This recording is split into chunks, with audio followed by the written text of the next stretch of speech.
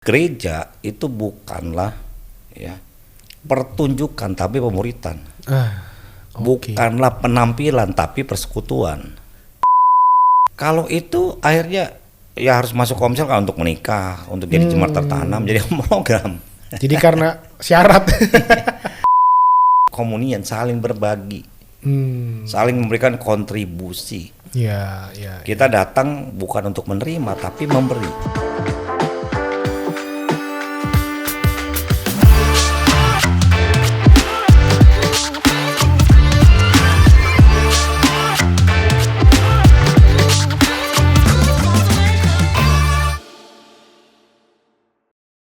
Halo, apa kabar? Kembali lagi di program kita Today's Message Podcast. Dan kali ini bersama dengan saya, Jose Claudio.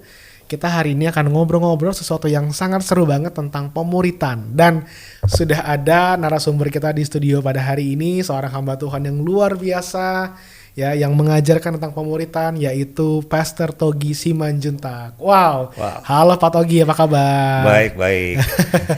Oke, nah jadi sebagai pengetahuan aja nih bahwa Pastor Togi juga adalah gembala dari gereja BIG ya. BIG ya. Gitu, GBI BIG, yaitu Bless Impact Generation. Dan juga sebagai ketua departemen pemuritan di BPH GBI, Gereja Betel Indonesia. Dan sekarang sedang merintis sesuatu pelayanan yang juga sangat penting di hari-hari ini gitu ya. Yaitu e-discipleship. Mungkin boleh jelasin sedikit apa tuh e-discipleship? Sebenarnya bukan merintis ya, setelah COVID ya.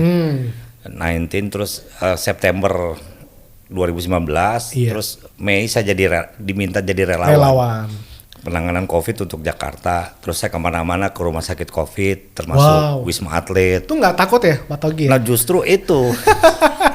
Ini menarik nih, orang-orang jujur loh ya, banyak hamba Tuhan yang lumayan takut nih sebenarnya gitu. Ini jujur-jujuran aja, banyak hamba Tuhan yang cukup takut untuk menangani orang-orang yang sakit COVID. Kok bisa berani gitu loh Pak Togi? Boleh cerita sedikit nggak? Saya juga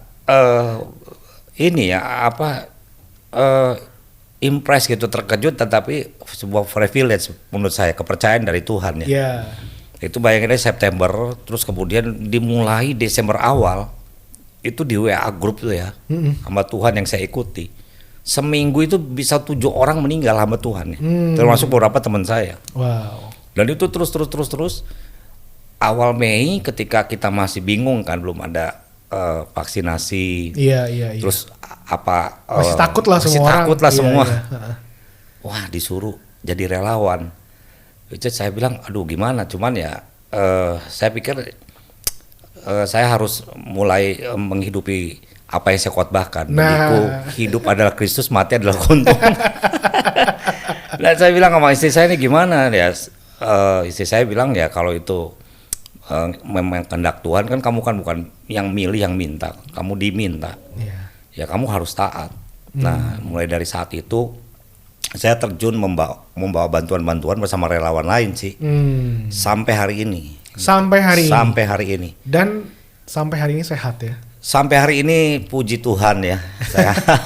Apakah pernah sekali terpapar gitu karena pelayanan? Gak pernah. Gak pernah ya? Gak pernah. Wow. Bahkan saya malam itu pernah bagiin makanan ya dan sembako. Waktu itu kan di beberapa jalan itu orang karena kena PHK, usahanya di pasar gak bisa bayar. Karena pasar kan lockdown semua. Iya. Kontrakan gak bisa bayar. Iya. Tidur di pinggir jalan. Iya. Dan akhirnya saya mesti terjun tuh. Dan saya pikir waduh jangan-jangan mereka OTG, saya juga kena. Iya. Tapi puji Tuhan sampai hari ini dan sehat. Baru 2 minggu lalu kita masuk ke Wisma Atlet ya. 2 minggu yang lalu. Ini luar biasa nih ya. Saya sama istri sama anak saya nomor 1 memberikan. Bahkan diajak anak istri ya. Ajak anak memberikan sumbangan lah. Iya. Tapi ini sesuatu yang impresi, artinya memang iya, di saat-saat kayak gini memang kita mungkin jangan terlalu takut gitu ya. Justru kita harus menjadi berkat ya buat orang ya. Kita sering kan amanat agung kita lupa ya. Amanat agung tuh pergi bukan datang. Which is aktif ya. Kita yang melakukan gitu ya. Kalau pemain bola itu kita penyerang ya. Kita Ronaldo Messi. Bukan kiper. Nah, kita kadang-kadang lupa, sometimes lupa ya. Iya. Nah, e-discipleship itu Jadi Tuhan akhirnya memberikan saya ya katakanlah sebuah wisdom gitu, bahwa I itu kan everyone, Oke. every time, everywhere. Everywhere, siapapun, Iya, kapanpun, betul. dimanapun ya. Dan Tuhan bilang ketika kamu di pasar, bagi sembako, di rumah sakit, itu kamu sudah melakukan pemuritan, memuridkan this nation. Iya, iya. Kamu sedang pergi dan taat. Begitulah sebenarnya gereja. Waduh, saya ketika itu saya merenung, waduh hebat banget itu Tuhan ya. Wah, saya harus relawan pergi amanat agung, dan e-discipleship juga ternyata setelah gereja online semua kan di lockdown. Itu ini tuh digitalisasi. Iya, kayak e-commerce gitu ya. E-commerce, Gitu ya betul. Iya. Jadi kan sekarang kan Elektronik ya. ibadah juga Iya. udah pakai Zoom online di YouTube, beberapa aplikasi media sosial. Betul. Seperti itu. Jadi ya boleh katakanlah bukan merintis ya, mungkin. Tapi mendapat satu panggilan Tuhan betul. ya. Oke, dan satu lagi yang menarik nih. Pastor Togi juga membuat sebuah buku yang ini sangat memberkati banyak orang, termasuk juga saya juga membaca buku itu, yaitu The Art of Mentoring. Wah, ini sangat bagus banget, dan ini akan kita bahas nih hari ini tentang pemuritan. Ya, dan dengan demikian maka Pastor Togi bukan lagi orang yang awam dalam hal pemuritan, tapi memang menghidupinya, bahkan juga sudah mengajarkannya. Dan hari ini kita mau belajar banyak dari hal ini, dari topik pemuritan ini. Nah, sekarang saya mau tanya nih kepada Pastor Togi. Jadi selama ini mempelajari dan mempraktekkan, bahkan mengajarkan, jadi kenapa pemuritan itu begitu penting buat Pastor Togi sendiri? Nah, saya dimulai menurut saya kekristenan itu by proses ya. Proses yang saya sebut dalam bahasa Inggris itu PATH ya, PATH. Ada jejak langkah. Iya. Nah, orang Kristen yang sebenarnya mengikuti jejak langkah, berjalan bersama Tuhan, itu ada dari satu position ya, katakan anak tangga ke anak tangga berikutnya. Oke. Nah, saya mulai lahir baru 96. Waktu itu saya terima Yesus dan mulai menjadi seorang full timer. Lalu pelayanan di Komsel, jadi ketua Komsel, menjadi gembala lingkungan, gembala wilayah, lalu membawai semua Komsel di gereja saya di youth ya. Waduh. Lalu ke generasi anak muda di sinode saya sendiri, saya pengurus, dan di tubuh Kristus saya juga banyak menginisiasi gerakan. Oke.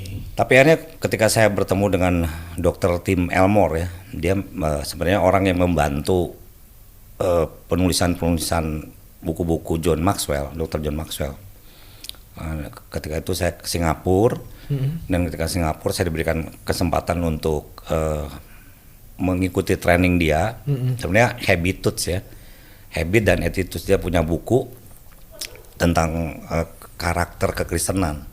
Nah, terus dia ngajarkan juga mentoring. Dari bukunya mentoring. Nah, saat itu lalu saya bilang, waduh ini nih that's it, ini yang saya sebenarnya mau gitu.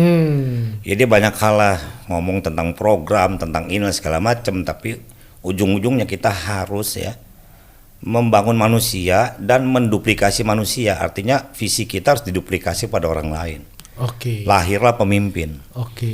Saya pulang dari Singapura, kemudian udah saya praktekin di luar pemikiran saya. Rupanya dia mau ke Indonesia. Ke Indonesia saya kumpulin youth, semua pemimpin, dia ngajarin tuh tentang mentoring. Dari situ saya praktekin, jadi learning by doing. Saya shifting dari sistem cell group kepada sistem mentoring atau pemuritan. Dari shifting itu praktek, lahirlah saya tulis buku dan menjadi modul tuh akhirnya. Modul itu dipakai oleh banyak gereja ya, beberapa sinode, dan di sekolah teologi saya ajarkan, dan orang-orang yang nyusun skripsi, tesis, pakai buku itu dan minta izin, boleh nggak? Ya silakan, karena memang mungkin ya, saya nggak tahu, itu salah satunya literasi tentang mentoring di Indonesia yang lengkap dan sistematis. Waduh, keren banget itu bukunya memang.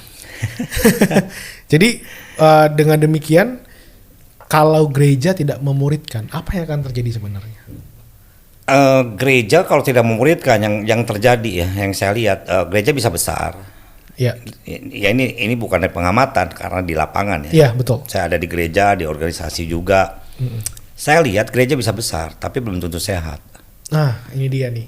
Ya, Besar belum tentu sehat. belum tentu sehat. Kalau tidak pemuritan. Oke. Mana contohnya? Ya kita lihatlah di gereja luar negeri dan Indonesia sendiri. Gereja besar tiba-tiba pemimpinnya meninggal, nggak ada pemuritan, anak gak siap, Iya, iya. orang lain nggak ada, Nggak ada yang lanjutin ya? ya nggak dilanjutin, akhirnya pecah 10. Itu satu. Yang kedua, orang terlalu sentral kepada pastornya. Iya. Ya, akhirnya ya itu tadi ketika pastornya mangkat, ya bahkan terus siapa? Istri nggak siap, anak nggak siap. Iya. Nah yang lain nggak capable, artinya ada wakil gembala contoh lah ya. Iya. Ketika dia mau dikatrol dia nggak siap karena nggak pernah dimuridin. Mungkin khotbahnya downgrade ya. Iya, iya, iya. Dari pastornya. Jadi jemaat nggak nerima begitu. Nah itu yang problemnya sih. Jadi saya pikir. kalau saya lihat adalah duplikasi ya. Tadi kata-kata duplikasi itu ya. Iya, menduplikasi. Jadi memang apa yang ada pada si pastor, walaupun mungkin setiap orang punya Kayak sendiri. kepribadian yang Kepribadian berbeda, sendiri. ya kan, punya gayanya sendiri, stylenya sendiri, tapi secara visi, Betul. ya kan, secara kemampuan juga bisa diasah gitu Betul. ya. Nah Ya, itu ya, yang harus ada hari ini dalam gereja. Oke. Nah kalau demikian, kalau bicara soal pemuritan, apakah itu hanya bicara kepada seorang pemimpin atau pastor yang ada di dalam gereja, atau ini semua orang bisa melakukan hal ini? Ya itu tadi kan itu ya. Everyone itu ya. Everyone, Oke. everywhere, every time. Iya. Nah pemuritan yang saya katakan hari ini ya, ini di Alkitab tuh ada 3 pilar. Nah apa tuh? Mulai dari keluarga, Keluarga. ya itu kan pesan Allah kepada bangsa Israel dan hari ini sampai kepada orang percaya. Ulangan 6 Ya. ya, berulang-ulang, kata berulang-ulang mengajarkan kepada anak-anak. Iya. Jadi warisan iman, warisan iman kepada anak-anak, takut akan Tuhan, mengasihi Tuhan, diajarkan lewat pemuritan. Ya. Lagi berbaring, mungkin kalau sekarang konteksnya lagi nonton TV, lagi tamasya, makan bareng malam, itu pemuritan. Oke. Tapi jangan lupa, nah yang keluarga juga harus mendukung. Jangan ya ini karena gorengannya jualannya keluarga. Wah ini keluarga pemuritan tuh ini paling ini konsen di keluarga. Ya saya setuju. Tapi lihat Alkitab, ada pemuritan di dalam penata layanan di gereja lokal. Oke. Itulah Paulus memuridkan Timotius dan lain sebagainya. Iya. Tapi jangan lupa juga ada pemuritan di dalam workplace. Di tempat kerja ya. Di tempat kerja. Makanya kan ada lembaga internasional yang ngurusin keluarga, lembaga rohani nih. Iya, iya. Tapi ada juga di workplace, ada juga lembaga misi untuk gereja. Jadi 3 ini harus Semuanya bersinergi, ya. harus Bersinergi ya. Nah, kalau dikatakan siapa yang bisa melakukan pemuritan, ya everyone. Everyone. Anak-anak mesti dimuridin. Ya. Ya. Setuju. Nah, anak SMP kalau orang tuanya memuridin, ya anak SMP-nya akan memuridkan teman-temannya di sekolah. Iya. Saya memuridkan pengusaha misalnya di gereja saya. Nah, pengusaha itu akan memuridkan juga di tempat workplace-nya. Karyawannya. Betul. Gitu ya. Oke. Ya jadi berarti kalau dengan demikian setiap orang dan di setiap pilar ya, walau baik di misi, baik di keluarga dan di juga gereja, di gereja dan di tempat pekerjaan itu semua harus bersinergi untuk melakukan pemuritan itu sendiri ya. Betul. Nah yang berikutnya nih Kak Pastor Togi nih ya. Kalau demikian, apakah seseorang ketika dia mau memuridkan, dia udah harus dimuridkan terlebih dahulu? Atau kalaupun belum pernah dimuridkan, boleh nggak sih memuridkan sebenarnya? Idealnya pemimpin yang baik, mentor yang baik, saya kata mentor lah ya, karena mentor kan pemurid ya, menti orang yang dimuridkan, harusnya pernah menjadi pengikut yang baik. Oke, jadi mentor yang baik harus pernah jadi menti yang baik. Menti yang baik, idealnya. Idealnya. Tapi ada beberapa gereja yang akhirnya ketika saya ngomong gembalanya, wah mau deh kita mulai nih sistem pemuritan. Iya. Ya oke.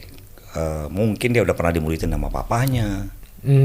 Ya, sama mungkin kakak rohaninya, dia lahir baru ya, dia otomatis Iya. bisa langsung jadi mentor. Oke. Mm-mm. Oke. Nah berarti kalau gitu tadi kan Pak Sartogi bilang bahwa ada gereja yang baru mau memulai. Kalau begitu berarti ada dong ya gereja yang tidak melakukan pemuritan. Nah pertanyaannya adalah kenapa? Menurut pandangan Pak Togi sendiri, kenapa ada gereja yang akhirnya tidak menjalankan pemuritan sejauh ini? Apakah karena tidak mengerti atau karena terlalu sulit gitu ya? Karena kan ngurus orang juga nggak gampang gitu ya. Atau seperti apa kalau menurut pengamatan Pak Togi sendiri? Saya lihat ada beberapa jenisnya nih ya. Ada beberapa jenis ya. Mungkin boleh Gereja. sedikit jelasin tuh. Gereja tahu pemuritan, Mm-mm. tapi how to-nya nggak tahu. Oke. Dan ketika how to-nya tahu dan ini sulit dan mau instan, gereja berhasil, akan menjadikan pemuritan ini bukan nggak penting, tapi nomor sekian. Oke. Nggak prioritas lah Nggak ya. prioritas di gereja. Iya, Itu jenis pertama. Ada jenis kedua, pemuritan menjadi program. Hmm. Jadi hanya organisatoris. Oke. Saya punya sebagai ketua youth, saya punya bawahan. Mm-mm. Nah jadi by tugas, by task. Oke. Ya saya muritin kamu, tapi dia nggak ngerti. Sebenarnya pemuritan bukan hanya tugas bagi hidup. Oh jadi cuma sekedar struktural aja ya. Struktural. Jadi karena dia di bawah pelayanan seseorang maka Betul, dianggap pemuritan. Padahal nggak cuma mentok sampai kepada betul. tanggung jawab dan tugas. Ya. Ya teknisnya nggak gitu. Yang jenis ketiga adalah memang sama sekali nggak tahu. Oke. Pemuritan itu, bahwa pemuritan itu benar-benar penting ya.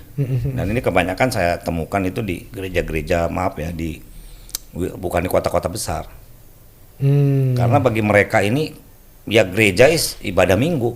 Iya. Pusatnya udah di ibadah minggu aja. Oke. Padahal maaf, di Alkitab gereja itu kan, ya kalau saya ngomong tarik ini nanti nyambung COVID ya. Iya nggak apa-apa. Dengan lockdown ini kan nggak ada ibadah minggu.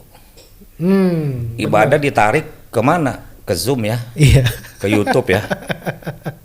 Ya. Betul. Dan sebenarnya ini menurut saya ya, Iya. boleh dikoreksi. Tuhan ini sebenarnya lewat COVID ini mengingatkan gereja, ingat loh lagu sekolah minggu waktu kecil.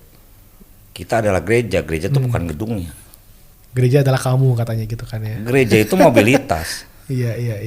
Ya, maksudnya mobilitas begini, dimanapun, kapanpun, ya itu tadi, pemuritan harus jalan, ibadah mesti jalan. Tanpa lihat fasilitasnya, tanpa lihat tempatnya, tanpa lihat keadaannya. Iya betul. Benar nggak? Iya, Kalau iya. kalau ditarik ya ini, Iya.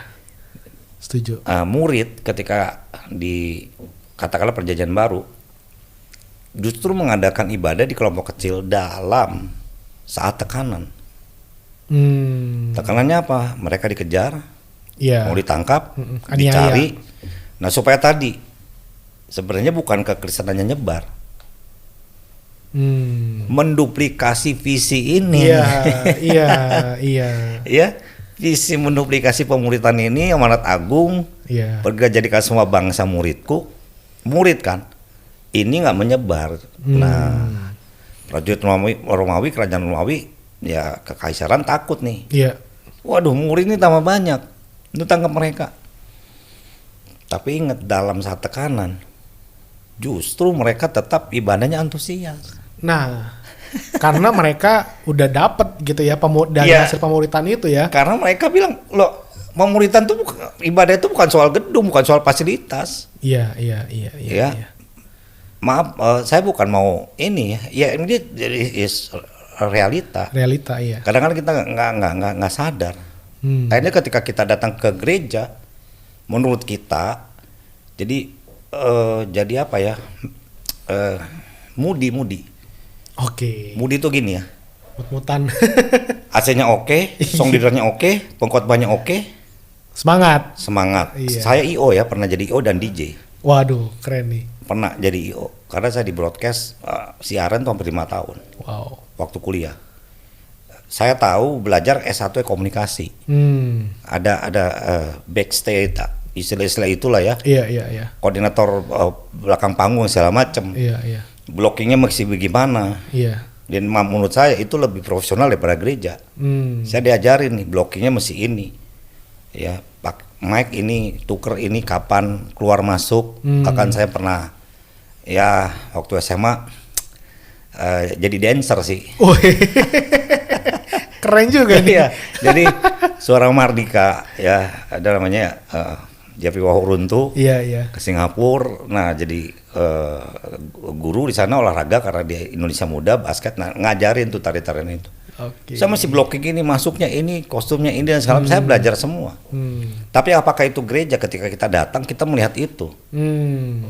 Dan makanya saya katakan bahwa gereja itu bukanlah ya pertunjukan tapi pemuritan. Bukanlah penampilan tapi persekutuan. Iya. Nah, itu yang diterapkan oleh jemaat mula-mula. Oke. Ketika mereka mau dikejar, mau ditangkap, justru mereka rindu untuk kasih persaudaraan, tetap ada bersekutu, Iya. saling menguatkan, saya mendoakan. Oke. Nah, zaman itu ada simbol iktes, ikan yang Iktes. berlambangkan Jesus kan, lambang ikan. Itu ada sejarahnya. Ketika saudara seiman, murid itu Iya. mau bersekutu karena dicari, mau ditangkap, dibikin tuh Lambang itu ya. lambang itu. Kalau ada di pohon, di bebatuan, ya di tanah. Oh, di sini ada murid Kristus nih. Berarti kita bisa ketemu, kumpul hanya untuk berdoa, memuji menyembah Tuhan, merenungkan firman. Dan itu bisa tiba-tiba datang orang harus tangkap, tapi mereka antusias. Ya. Nah, jadi sekarang nggak ada alasan orang bilang, wah bosen nih kita di YouTube, di Zoom. Nah, karena paradigma kamu nih gereja, Gedung gitu ya. gedung. Walaupun which is saya perlu gedung, Iya. saya perlu fasilitas ya. Betul. Ya, saya dikasih gedung, ruko gratis, ada yang kasih saya mau. LED yang gede mau. Iya. Tapi maksudnya bukan itu pun nggak ada gitu ya. Iya. Soal itu nih kita lah gereja, kita yang harus antusias. Iya. Ya mungkin. Iya. Berarti dengan demikian kalau begitu sekalipun itu perlu ya, kalaupun ada itu baik, ada LED, ada gedung yang bagus, AC yang dingin. Betul. Itu it's good It's gitu ya. good. Tapi kalaupun sampai enggak ada, bukan berarti kita stop, ya kan? Betul. Karena balik ke esensinya bahwa gereja bukan soal pertunjukan tapi pemuritan. Pemuritan. Nah, ini dia nih. Berarti kalau dengan pernyataan Pak Togi ini berarti nggak bisa dihindari, setiap gereja harus melakukan pemuritan. Benar ya? Betul. Nah, sekarang saya mau nanya nih. Kalau menurut Pak Togi sendiri, apakah pemuritan bisa dilakukan hanya dari khotbah? Atau saya balik, apakah berkhotbah itu termasuk bagian dari pemuritan? Nah, saya nulis di data mentoring ya. Pemuritan yang Yesus lakukan ya. Ini bukan pengkhotbah, bukan hamba Tuhan. Iya. Yesus melakukan 3 hal. Dia pertama ya, dia menjadi bapak rohani, fathering. Bapak rohani menjadi tudung rohani. Kemudian yang kedua dia mengajar, teaching. Yang ketiga dia coaching, melatih. Oke. Yesus dia ngajar teaching, perumpamaan. Dia nggak ngajar orang banyak, khotbah 5.000 di atas bukit. Ya. Enggak. Tapi dia membapai murid-muridnya. Orang sakit berbondong-bondong susah deketin Yesus. Wanita yang sakit pendarahan misalnya kan. Terus orang yang lumpuh terus Dari atap kan dibopong sama temennya. Tapi mertua Yesus Petrus ya sakit, dia yang datang. Ya, ini fathering. Petrus nyangkal 3 kali, tapi sebelum Petrus pergi, Yesus ngomong, tetapi aku telah berdoa supaya imanmu tidak gugur. Dan Petrus gak gugur. Iya. Ya. Nah, tapi coaching, ngelatih. Petrus diajarin berjalan di atas air. Pengajaran mujizatnya udah, tapi sekarang praktek, dia bisa berjalan di atas air. 5 roti 2 ikan, yang nyari bendanya murid-murid, yang bagiin murid-murid, makanya sisa 12 bakul, yang ngumpulin juga murid-murid. Nah, kalau Einstein, Socrates hidup nih, ini otaknya nggak nyampe nih. Loh, nggak habis-habis. Itu segitu banyak orang sisanya 200 bakul. Iya. Kenapa? Lagi ngelatih, coaching. Oke. Nah, tadi pertanyaannya, cukup nggak? Nggak cukup. Nggak cukup ya? Apalagi anak muda sekarang, nggak cukup dikhotbahin. Jadi harus di coaching. Ya teaching oke lah, teaching kapanpun ya, nggak hanya di mimbar ya. Lagi di mobil ya boleh lah dilatih, karena tadi ulangan 6 kan ya. Kapanpun nah. Tapi harus di coaching. Ya, dan dibapai. Ya, fathering ya. Fathering. Oke, jadi teaching, coaching, dan fathering. Ini harus menjadi satu kesatuan dalam proses pemuridan ya. Betul ya. Jadi nggak bisa cuma satu doang gitu. Oh, teaching aja yang penting, tapi kita nggak fathering. Nah, bicara soal fathering berarti kan juga soal relationship ya, Pak Togi, benar ya? Harus siapkan waktu. Betul. Tadi Yesus siapkan waktu ke rumahnya ibu mertua Petrus kan ya. Nah, Getsemane dibawa Petrus, Yakobus, Yohanes. Coaching apa? Coaching doa. Iya. Jadi menara doa boleh ada, tapi jangan lupa penjaga pengisi menara doa lahirkanlah pendoa-pendoa. Mesti dilatih. Jadi bukan cuma diajak maksudnya diajak dan dilatih gitu ya. Betul. Iya. Jadi jangan bikin lembaga doa. Kalau orang pendoanya nggak dihasilin. Jadi hanya ya balik lagi program ya. Ada bencana, ada programnya. Program doa nggak ada bencana, ya manusia ini nggak hasilkan. Nah, makanya kalau kita ngerti pemuritan, ya esensinya semuanya, yaitu penata layanan semuanya itu konteksnya pemuritan, discipleship. Pemusik, wah hebat ya dia, song leader. Kalau dia nyanyi, wah dia famous di YouTube. Tunggu dulu, dia melahirkan song leader baru nggak? Wah. Kalau dia nggak melahirkan song leader baru, hati-hati. Dia hanya cari famous. Tapi tidak menduplikasi. Dia hanya memuliakan diri sendiri. Yesusnya nggak dimuliakan, orang-orang kan terakhir ke dia. Oke, berarti tadi kalau ngomong begitu artinya ketika kita mau memuliakan Tuhan, salah satunya adalah kita juga perlu memuridkan orang dari apa yang kita bisa lakukan sehingga ada terjadi duplikasi. Betul ya. Jadi bukan cuma sekedar yang penting saya hebat, jago gitu kan ya. Wah, tapi harus punya hati yang mau mengajar dan memuridkan orang yang di bawah kita gitu ya. Betul. Jadi saya nggak sebut orang jago ya, punya skill oke. Teman-teman saya punya skill, tapi saya ngingetin skill bermusik oke, tapi lahirkanlah pemusik-pemusik baru. Karena buat apa? Iya. Jadi idealisme kita, visi kita tentang bermusik nggak bisa diteruskan kepada orang lain. Ya. Kalau begitu berikutnya saya mau tanya begini. Kan kita di gereja ada komsel ya. Sekarang saya yakin hampir semua gereja juga sudah punya komsel. Apakah komsel itu termasuk bagian dari pemuritan? Atau pemuritan itu ada di dalam komsel tuh bisa atau enggak? Atau ada hal lain terpisah gitu pemuritan ini? Bagaimana kalau menurut Pastor Togi? Nah itu baik lagi. Selama ini saya lihat nih komsel ini jadi program gereja. Oke. Ya. Program gereja. Atau salah satu penata layanan gereja. Bedanya apa tuh? Mungkin boleh jelasin dikit. Kalau itu akhirnya ya harus masuk komsel kan untuk menikah, untuk jadi jemaat tertanam, jadi program. Jadi karena syarat. Kisah para Rasul komsel itu kan jadi gini. Pentakos ya itu melahirkan kuasa Roh Kudus. Kisah 1:8. Oke. Dan setelah itu ngapain? Apa cukup berbahasa roh? Enggak. Amanat agung pertama terjadi. Itulah Petrus taat. 3.000 orang itu. Nah, itu kan amanat agung pertama. Siap itu apa? Di follow up. Mereka diajarkan doktrin rasul-rasul, which is itu ya kalau kita itu doktrin kekristenan mula-mula lah, awal atau spiritual journey lah. Nah, dimasukin tiap hari mereka betul di bait Allah tapi di rumah-rumah secara bergilir. Itulah komsel, itulah cell group. Tapi jangan lupa cell group itu kegiatan utamanya adalah pemuritan.